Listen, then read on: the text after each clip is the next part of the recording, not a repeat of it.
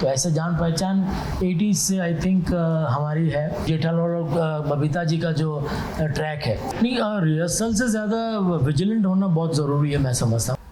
नहीं सच में आज तो ख़ास दिन है ही। ऑफकोर्स 2008 28 जुलाई का पहला दिन जब ये टेलीकास्ट हुआ। शूटिंग हालांकि हमने थोड़ा सा पहले शुरू कर दिया था, तो तब सच में किसी को यकीन, मतलब ऐसा कौन सोच सकता है कि 18 साल तक ये सीरियल चलेगा। और इसी तरह 18वें साल में भी ये टॉप 10 में ये सीरियल होगा।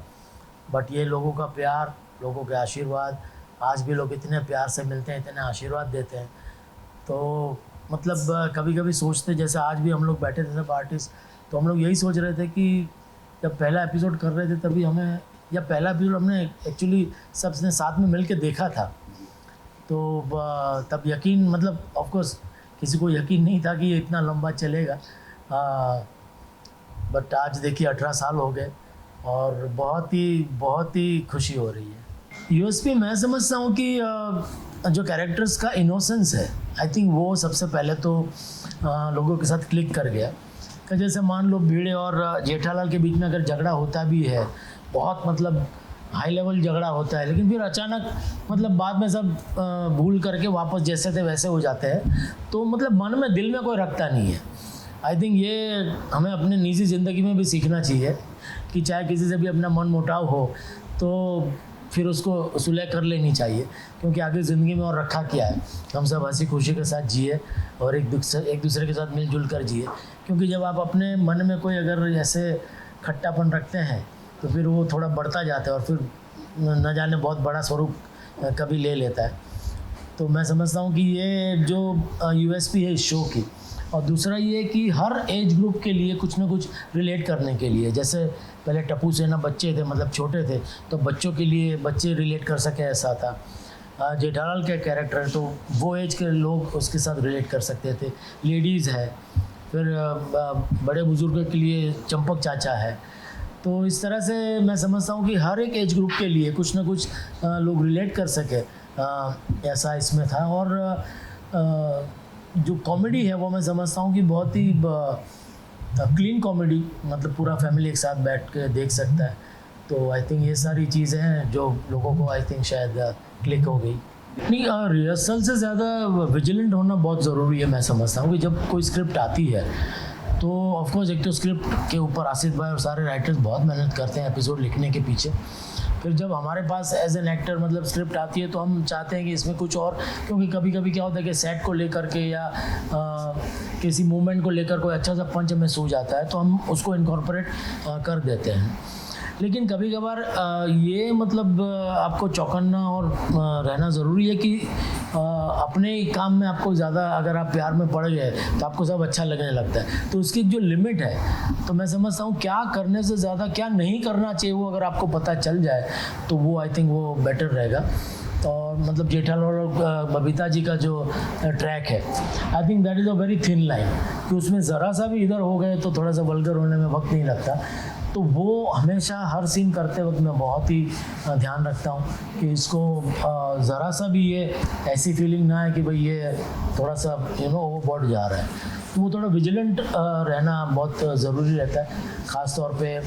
और आमतौर पे क्या होता है कि जब आपकी एक कोई काम सक्सेसफुल हो जाता है तो आप भी थोड़े से लेट बैक होता है कि हाँ ठीक है ना, अभी तो सक्सेसफुल है, जो भी करेंगे लोगों को पसंद आएगा। पर ऐसा नहीं है, इसके साथ आपकी जिम्मेदारियाँ बढ़ती है, क्योंकि लोग आपको बहुत ही चाव से देखते हैं। तो अगर छोटी सी भी अगर गलती आपसे हो जाती है तो लोग बहुत नाराज़ हो जाते हैं या बहुत दुखी हो जाते हैं।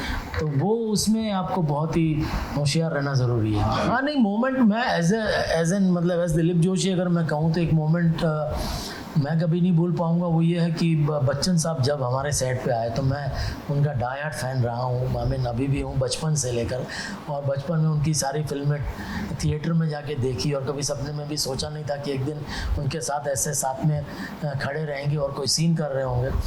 तो वो एक जो मोमेंट है वो बहुत ही सररियल था कि बच्चन साहब के साथ मैं सीन कर रहा हूँ। तो या वो एक बहुत ही मैजिकल मोमेंट था मेरे लिए पर्सनली। एक्चुअली आसिफ भाई और मैं, हम दोनों कॉलेज के टाइम से एक दूसरे को जानते हैं। हालांकि एक कॉलेज में नहीं थे, हम अलग अलग कॉलेज में थे, लेकिन इंटर कॉलेज कॉम्पिटिशन में हम लोग पार्ट लेते थे, ड्रामा कंपटीशन होते थे उसमें, तो वहाँ हमारी वो कंपटीशन में हमारी मुलाकात होती थी। तो तभी एक प्ले उन्होंने बहुत अच्छा किया था, बॉबी ब्रेकर करके, और उसमें एक हकलाने का कैरेक्टर के बहुत ही सुंदर उन्होंने किया था। तो मैंने वो देखा, तो मैं उनको मिलने गया था कि अरे बहुत मस्त किया आपने। फिर ऐसे हमारी जान पहचान हुई, फिर उन्होंने भी मेरा इंटर कॉलेज में प्ले देखा, तो ऐसे जान पहचान 80s से आई थिंक हमारी है। और उसके बाद जब भी उन्होंने कोई भी सीरियल के साथ वो जुड़े रहे, उन्होंने हमेशा मुझे बुलाया है। एक गुजराती सीरियल सबसे पहले वो एग्जीक्यूटिव प्रोड्यूसर थे उसमें, खेल करके, तो उसमें भी उन्होंने मुझे कास्ट किया था। फिर एक और हिंदी सीरियल थी जिसमें वो एग्जीक्यूटिव प्रोड्यूसर थे, कभी ये कभी वो, तो उसमें भी उन्होंने मुझे कास्ट किया था। उसके बाद उनकी पहली सीरियल हम सब एक है, तो उसमें भी उन्होंने मुझे कास्ट किया था। उसके बाद आई थिंक बीच में एक डेली सोप था, उसमें नहीं था मैं, बाकी उसके अलावा उनकी हर सीरियल में उन्होंने मुझे रोल दिया है। तो जब तारक मेहता चल रहा था, मतलब कास्टिंग चल रही थी, तब मैं ऑलरेडी कोई सीरियल कर रहा था, तो उन्होंने मुझे बोला कि ऐसी ऐसी ये सीरियल में बना रहा हूँ, और ये तारक भाई की ये दुनिया ने उम्दा चश्मा, एक मैगज़ीन, गुजराती मैगज़ीन में ये आता था। तो वो तो बचपन से हम लोग पढ़ते आ रहे थे, और उन्होंने जब बोला तो मैं एकदम एक्साइटेड हो गया कि अरे क्या बात है। लेकिन मैं कहीं और कमिटेड था महीने के 20 दिन, तो मैंने कहा कि मैं कैसे कर पाऊँगा, क्योंकि वहाँ अपना कमिटमेंट है। तो बोले ठीक है, बोले अभी तो बहुत प्लानिंग स्टेज पे है, तो अभी तो देखेंगे बाद में। तो फिर उसके बाद उनको पहले पता चला कि मैं जो सीरियल कर रहा था वो बंद हो रही है, तो उन्होंने फिर से मुझे फ़ोन किया कि अरे आप जो कर रहे सीरियल वो बंद हो रही है, तो अभी, तो बोला ऑफकोर्स अभी तो करेंगे ही। तो फिर ऐसे फिर उनकी ऑफिस में मैं गया मिलने, और उन्होंने मुझे बताया कि भाई ये चंपकलाल और जेठालाल, मैं आपको चॉइस देता हूँ, आपको कौन सा रोल करना है।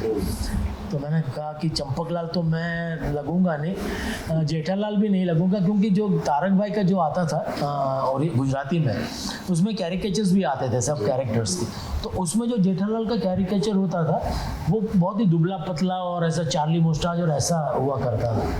मैंने कहा उस हिसाब से तो मैं ये लगूंगा नहीं, लेकिन मैं जेठालाल का किरदार में कोशिश कर सकता हूँ। तो बोले ठीक है, बोले मुझे पता है आप जो भी करेंगे बढ़िया ही करेंगे।